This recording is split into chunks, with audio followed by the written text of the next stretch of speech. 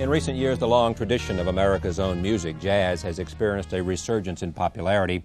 At the same time, a new generation is set out to follow in the footsteps of the greats of jazz. Joining us now is one of the most popular of these young lions, trumpeter Wynton Marsalis, who is also artistic director of jazz at Lincoln Center. Stanley Crouch, a jazz critic and commentator and author of Notes of a Hanging Judge. He's also writing a new biography of Charlie Parker. Also joining us, Marcus Roberts, an extraordinary pianist. Somebody tell me how I'm supposed to feel. Sitting here. When I just say the word, Wynton, what define it for me? Help me understand it. Well, I think that jazz music is an important 20th century chronicle of American life set to rhythm and tune. An extension, elaboration, and refinement on the blues idiom.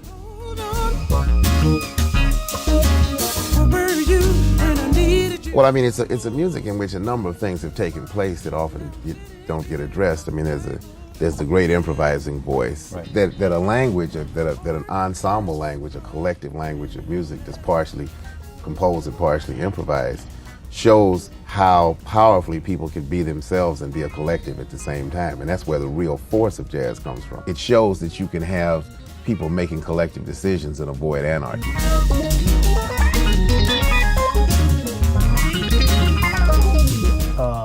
The reason jazz music is very, very sophisticated, it is because of a spiritual need expressed by their people. He's from right here in London. He's 21 years old. He's Luke Bacchus. So yeah, that was a tune of mine called Solitude's Charm. It's written as like a tribute to a woman who's named La Mulatresse Solitude. She was enslaved in Guadeloupe. She led a slave rebellion while she was pregnant, and it's like a tribute on my behalf to her story and all the work that she did and so many other people did to kind of help our struggle. So now I'm going to play another tune called Bye Bye Blackbird. It's a standard.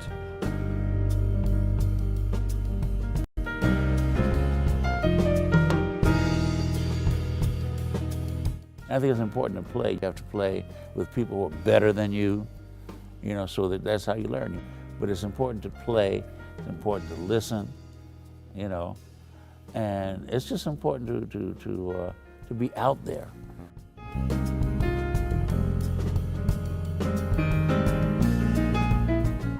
Music's a really big part of my life, especially like not just the performance side, but also it's like a doorway to like get into like myself and my own heritage and stuff like that. Both my parents are from Guyana.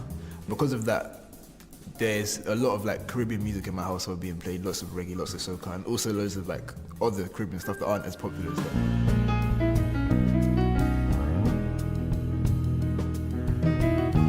Just that sound of freedom and swing, just that sound of soul and blues and sophistication that I just never been able to get away from.